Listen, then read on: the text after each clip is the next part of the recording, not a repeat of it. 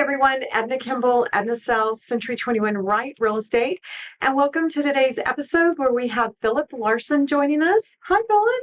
Hi, Edna. Thanks for joining us. So you live here in Tahlequah and you're a dietitian. Yes, correct. Are you originally from Tahlequah? I am not. Originally born in Scottsdale, Arizona, moved out to Green Country, Bartlesville when I was 8 years old, and that's where I graduated high school. My parents have a lake house up at Grand Lake. Lived in Norman briefly, but I've really lived in Green Country for the past 30 plus years. So I decided to get into nutrition about 8 years ago. I had a major blood clot in my right leg, and I was really overweight. I had really highly elevated triglyceride level, like a fatty liver, and I decided that something had to give. I had to start making some changes. So small steps basically led me down to healthier life and lifestyle, and then I decided I wanted to pursue it as a career, and NSU had a very good dietetics program that I looked into, and so I hadn't successfully completed a college degree at that point, but I had enough credits built up to where I only had to go to NSU for a couple of years. So that's where I finished my degree in dietetics, and then I did an internship up in the Grand Lake area where I actually stayed at my parents' lake house doing my internship. Yeah, it was a very nice way to do the internship. Yeah. And then after I completed that, my former mentor, the head of the dietetics department at NSU, reached out and said, Cherokee Nation's hiring. They just built a brand new 469,000 square foot facility, and they need dietitians to put in there. So she thought I would be great. I applied, I got hired, and 2 years later, here I am. Wow, okay, we've got a lot to unpack then. Yeah. Okay, awesome. Okay, first off, that's a huge compliment because the mentor had a lot of students coming through and they identified you as someone that would, so congratulations. Yeah, well, thank you. I love that. Yeah, I was very flattered and appreciative. Yeah. Sure. Yeah. And so now currently you actually work for Cherokee Nation then as a dietitian. Yeah. Where is this facility at? Do you know where Hastings Hospital is? Yeah. It's right across the parking lot from here. So CNOC. Yes, CNOC. Okay. Cherokee Nation Outpatient Health Center. That's right. CNOC. Yeah. I'm in the know. Yeah, that's the nickname abbreviation for it. Yeah. Yes. Well, a lot of people think that is the new hospital. They're building a new hospital right next to that. Yeah. Yes. Everybody's like, no, that's the hospital. I'm like, no, it's not the hospital. It's an outpatient health center, yeah. So it's a little confusing. Yeah. Right. Okay. And that facility has only been open for about 2 years. Yeah, right around the time the pandemic started is when I think it was October of 19. See, I didn't start working there until 2 years ago, so I'm a little off. Yeah. But basically, months into the facility being opened, lockdown happened, and so a lot of people had to start working from home. And give me those stats again. How large is that?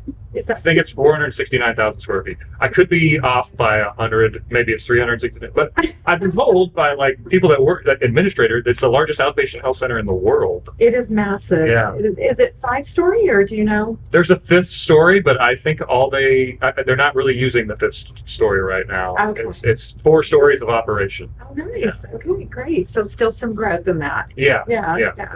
And so this is, I had no idea about any of this. I knew you were coming on today to talk, but I didn't know your backstory. I think one of my favorite things is when people get into something because, their passion based upon something they went through. So tell us your health history. How did you get to the point of having a thrombosis in your leg? And then what caused you to seek other treatment, so to speak? So the known cause for my deep vein thrombosis is still kind of unknown. Genetics plays a large role in everyone's health. And my grandfather had blood clots when he was in his 40s, which would have been back in the 60s and 70s. And so he was on a medication called warfarin, which is still commonly in use, but for most of the rest of his life, and that worked for him. And he had to wear compression stockings and all these things I remember growing up. But fast forward to me being, I think I was 31 when it happened, and I started to get a pain in my right leg, and I thought it was because I was trying to lose weight and being more active. So I was like, oh, it must just be my hamstring or something I pulled from like walking so much. So fast forward to a couple of months, it wasn't getting any better. It was getting worse. And I actually had to help my parents come to my parents lived at Grand Lake, and they had to drive to Tulsa to pick me up and take me to like a Warren Clinic 24-hour place. And the doctor there basically just felt the back of my knee and was like, we need to get you to an MRI. And had me go like that evening. He squeezed me in. And a radiologist looked at it and said, you have a major blood clot in your right leg. You need to go to the hospital right now. So I did that. And then I was on a blood thinner. Now there's there's other alternatives to this warfarin drug. The thing about warfarin is it really limits your diet. You can't have foods that are high in vitamin K and like all these, so like spinach and broccoli and cauliflower and a lot of foods that I encourage as a dietitian. Yeah. So which we think are healthy. But anyway, I was put on a medication that didn't interact with any of those vitamins, and the blood clots kind of dissipated and went away. And I started to be more active again. I lost weight. I used to be over 350 pounds, and I just kind of like, it was a snowball effect. So I was like, well, I drink a lot of soda. I sit on the couch. I know the Mazzio's Pizza delivery guy by name. Mark. Yeah, I was smoking a lot of cigarettes, drinking a lot, and it was a very unhealthy lifestyle, like a lot of, red flags as far as health is concerned. And when I was in the hospital, they told me that my liver enzymes were really highly elevated, and that I was kind of on the verge of like having a fatty liver, which could turn cirrhotic, could lead to a condition called cirrhosis, which is really hard to come back from. So, that was an eye-opening event. I was also in room 911 in St. John's Hospital, and I was like, "This is kind of an omen. I think I need to, I think I need to like take heed to this warning." So I just slowly started to make changes. My brother got me a watch that had a pedometer on it, and so I started keeping track of my steps. I made sure I got 10,000 steps a day because I'd heard that was a healthy amount. I switched from soda to mainly drinking water and milk. And I started to, I've always liked to cook. So instead of cooking like pastas and rich dishes, mac and cheese and fettuccine alfredo and stuff like that, I just started to, I kind of would make the same style of dishes just without the carbs. So I wouldn't have noodles, I wouldn't have rice, but I would make a stir fry with like 5 or 6 different vegetables and chicken and, like a spicy sauce or something like that. And I started to really enjoy the foods I was making. And instead of having ice cream at night, I'd have like a handful of mixed nuts and some dried fruit. And like that would fill me up and I felt satisfied. And I started to feel better. Getting out of bed in the morning felt better. I had more self-esteem because I knew what I was doing was healthier and better for me. And then my lab results started to improve. And so I kind of had confirmation that it was working. Yeah. And I thought one day, I said out loud to my mom, I'd really like to help other people do this. I think that would be a good living. At the time, I was working at a dry cleaner. I had dead-end jobs. I tried to sell insurance before, and I wasn't very good at it. And I just didn't have any passion in what I was doing. Right. And I mentioned to my mom, like, I think I'd like to help other people do this. I really enjoy it. And she was like, well, it sounds like you should be a dietitian. And I was like, what's that?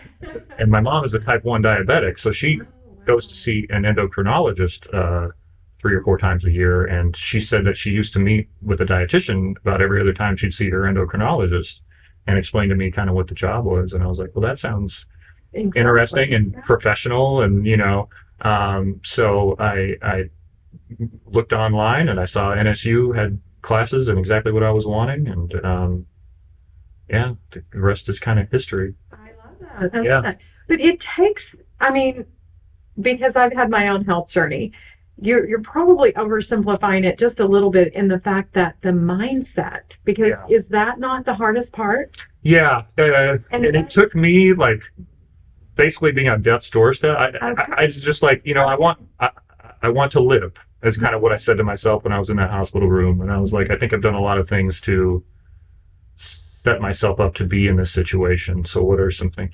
And, I did a lot of like research into it. Like I said, my mom's a type 1 diabetic. My dad's a type 2. They both made major changes in their lifestyle, and I relied on them for a lot of early support. Like, talking about like white foods, so processed white flour, and how that can be inflammatory, and it doesn't just affect your blood sugar; it can also affect like your liver and there's all these other there's kind of a chain reaction to some of the foods that we eat, and so they gave me new considerations into what I was doing, and then I started to be a lot more mindful, and I knew that like maybe right now I don't know why these foods are better, but I know that they are. And then I started to kind of research and find out the why behind it. So that's kind of what I want to help people to do, because we grow up hearing eat your fruits and vegetables, but we don't really get an explanation as to why. Right. And so that's what I've really enjoyed finding out, and I'm still finding out and will continue to for probably the rest of my life, is like, what makes this a better choice for me? So you're in the hospital, you've got the thrombosis, Mm-hmm. and they're like, this is going. You got a point of no return you're coming up against. Okay. Yeah, basically. So you get the mindset that I want to live. Right. I'm going to start eating better, but tell us about the smoking and drinking. Was that an easy thing? No. You had a lot none of these. there. Yeah. So I started to just cut back on both of them, and I realized that wasn't really working either. And then I found a support group that has really helped me in both of those regards. And so the family was kind of helping you with the support group for the food, right? And then you found for the other two. And I think that's so important, because we're not saying just stop. This is easy, right? Which is it's a process. Yeah, it is a lot of. I mean, as an outsider, you would think that, well, that this is hurting you, so stop doing that. Right. But when the mind is involved and we've conditioned ourselves to doing something for a long period of time, it can be really hard. And it's the habits, we got to break the habits. Yeah. And so did you have a family? Were you married or in a relationship? I was also very depressed throughout this period of my life, and I didn't think I had anything to really offer anyone. So I didn't date. I didn't like who I was or how I looked or anything. I just had low self-esteem. But as I started, like I said, it was a snowball effect. As I started to like lose the weight, I was also taking a lot of inflammation off of different joints in my body, and I started to feel better. And then on top of that, I had more confidence the more successful I was. And I was actually doing something successfully for really the first time in my life since, I guess in like high school playing basketball or, something like that. Yeah. But, as an adult, I started to do something that was meaningful and worthwhile. Right. So for someone who is maybe listening to this and thinking, gosh, I would like maybe some assistance or some support, they just contact Cherokee Nation and make an appointment to see a dietitian? Or if you're a Cherokee Nation citizen and you have an established primary care physician at any of the 13 facilities that are in Cherokee Nation, you're welcome to ask your doctor to put in a referral to meet with a dietitian. They can do that. If you would like to meet with, if you're not a member of Cherokee Nation, or if you'd like to meet with me personally, I've started my own nutrition coaching business. Okay, Larson that's what I thought. That's what I was surprised when I heard you were with Cherokee Nation. I was like, wait a minute. So, yeah. Okay, and so how would they contact you individually if they're not a tribal member? I have I have a couple of. I have a Facebook page. I have a Instagram page, and you can find me at Larson Dietetics, LARSON DIETETICS. We're going to put that below. Yeah, dietetics is a little bit of a word. Those of us who are like a little bit spell challenged on that word. I thought about that when I was making my name. I just really like the word dietetics because I thought about nutrition. But anyway, and then I have a phone number, which I'm happy to give out if that's okay. Yeah, right. Absolutely. It's 918-914-3215. Okay, and we've got that below also. Yeah, I'll give you a business card after. Okay, yeah, absolutely. We'll get all the details on there so people can reach out to you. And so when people contact you and maybe they don't have the gambit of issues that you have, but they want to get started eating healthier, what are some of the first steps that you do? Do you just email them a form, or do you schedule a time to meet with them, or how do those meetings look? Yeah, so I'll send them out I use a platform called Healthy, which is HEALTHY, Althie. So there's an IE at the end of it. And that just goes through your email. You'll get a link and it'll come with a form and it'll say like, how frequently do you eat? What are the foods that you eat? What are some of the, how much water do you drink every day? Give me some basic, like, what vitamins and minerals do you take as far as supplements? What medications are you on? Do you know certain lab values that that would be beneficial for me? Just some preliminary information. And then, before we even meet face to face, I can kind of take that and gather an idea of, some issues we should tackle. Maybe some foods that you enjoy that are on that list that are also very beneficial and you might not be aware. We focus on the positives. I like to be someone who adds to somebody's diet rather than focuses on like, this is bad. Most people are aware they shouldn't be having Kit Kats and Snickers every day. So like, we don't need to sit and harp on that necessarily. But I like to point out like, well, did you know that there's all these vitamins and minerals and like, the leafy greens and the apples or whatever it is that somebody might eat that they kind of know is good, but they might not know why. And that might give them a push to reach for that the next time instead of I love that approach though, is instead of saying, let's go through everything you can't eat, let's talk about what you already like and maybe double down on that and then add to it. So yeah. I think that's great. I really enjoy cooking, so I like to look up, maybe recipes that have those foods that are on it, or other foods that are similar that might, hit the same taste buds, and maybe it might be something they never tried, and, try to expand. The more variety of foods you eat, usually the better off you are. So you're basically kind of helping them heal themselves through what they're eating and getting healthy through what they're eating. Yes. So is it as molecular as meal plans and helping them with that? Yeah. Yeah. I can tailor meal plans for sure. A lot of people prefer I don't know what to do, tell me what to do. They don't really have any direction or insight and they don't want to know. I try to break through that and I'll say, okay, we can go over a meal plan, but we're also going to talk about like why it's good for you. And we'll kind of, take things slowly in that regard. I like to start big picture, kind of the macro as to like, these are more beneficial foods. Once we go into a little bit more of the micro and like finding things that are tailored for them, like quick, easy meals and snacks and things like that, then I can help to provide those for them and see if they're receptive to them. And, we can continue from there and then talk about those. But I don't want to just, somebody says like, I don't know what to eat, and then I give them a list of foods to eat. Like there's not going to be very much success with that because my service is medical nutrition therapy, so there's a lot of like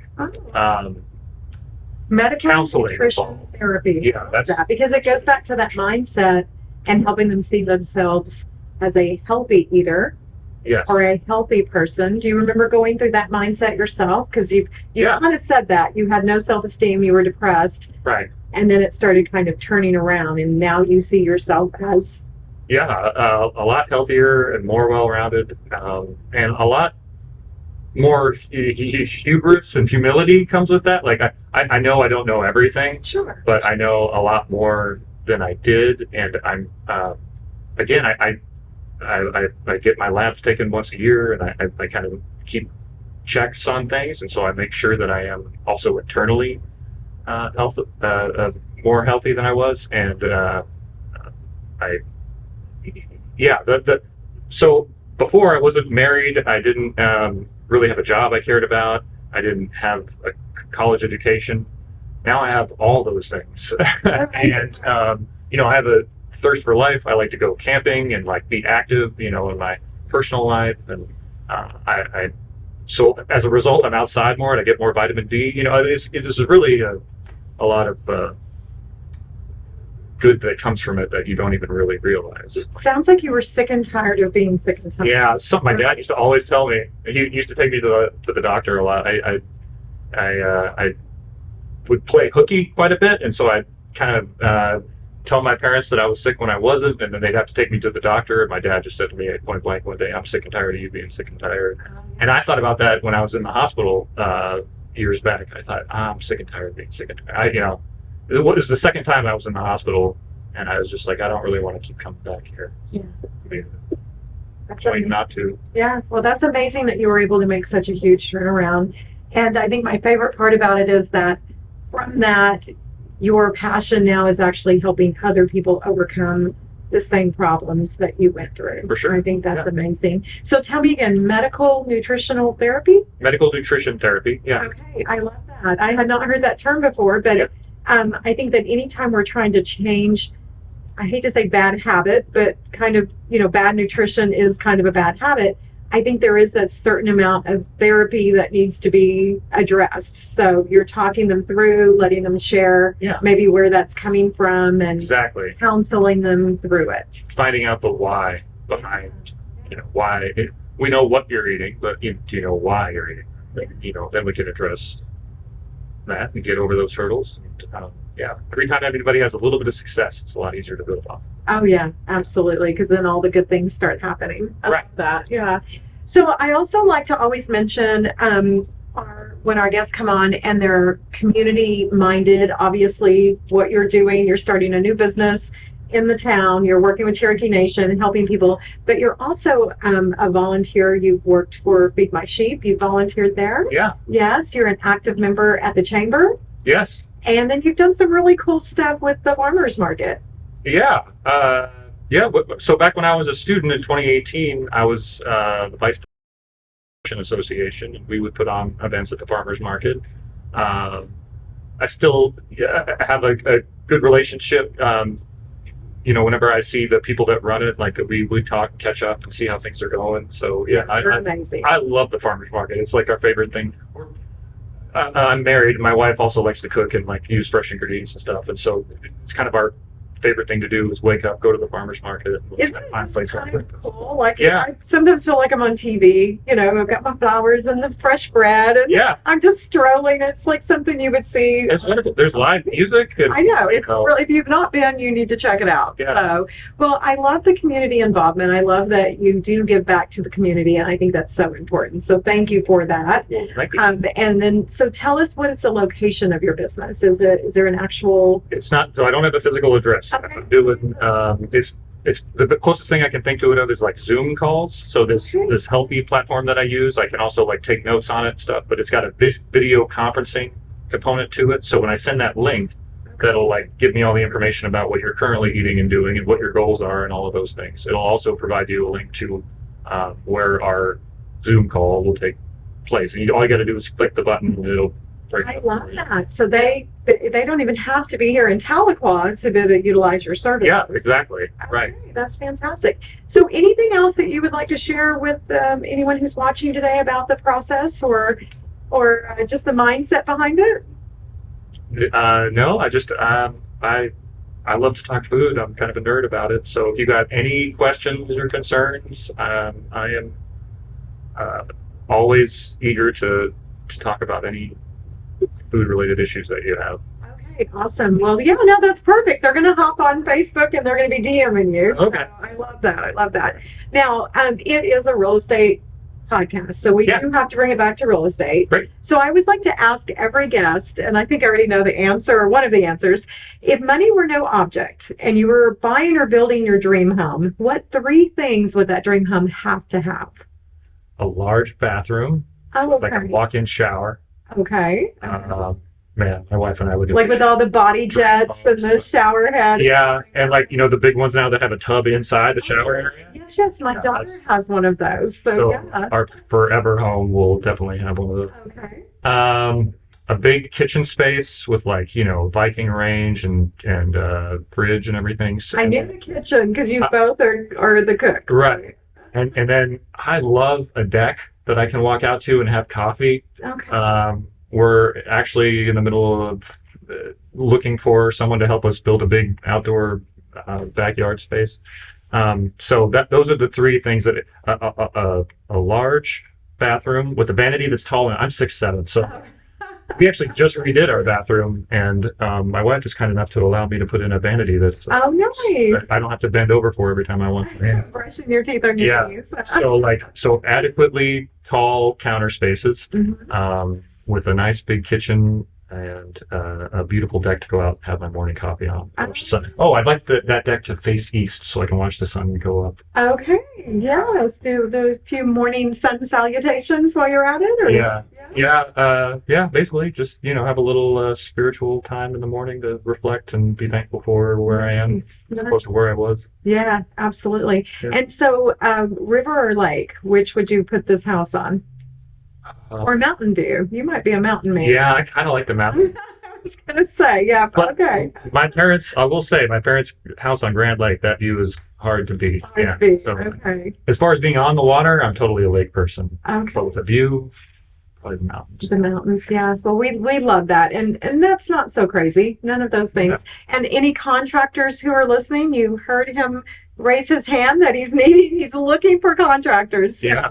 So we try to make those connections with everyone. So that's great. Yes. Absolutely. Yeah. Well, thank you so much for taking the time to come on this episode, and then also just share your personal journey, because I do find that it's very motivating to work with someone who's gone through it. Yes. So someone who's never had the struggles, who are saying, well, just don't eat that food. Right. They don't understand. No shame. I have been where anyone who reaches out to me has been before, I can guarantee you that. So I know the mental struggles that people are going through, and can absolutely relate to that. Yeah. So, focus on the positives. Well, thank you so much for coming on today. Thanks for having me. Guys, his info is below. Please reach out. He's very passionate about what he does, and I think that he can help you with any questions you have, or if you want to start your own health journey, that would be amazing. As always, please like, follow, and share. And if you would like to be a guest on our podcast, please reach out. Or if there's someone you would like for us to have on as a guest, please let us know. Thanks for watching.